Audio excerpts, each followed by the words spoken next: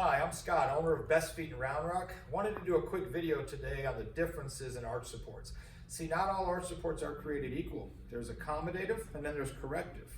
A lot of folks don't know the difference between the two. See, the ones you pick up at the grocery store or the drugstore, they're more accommodative. They're gel, they're cushion, they're meant to give temporary relief, but you might find that long term it's not fixing the problem and the pain keeps coming back. We've tried all these different shoes, all these different inserts, and we're just going around in circles like a dog chasing their tail. Why can't I find permanent relief?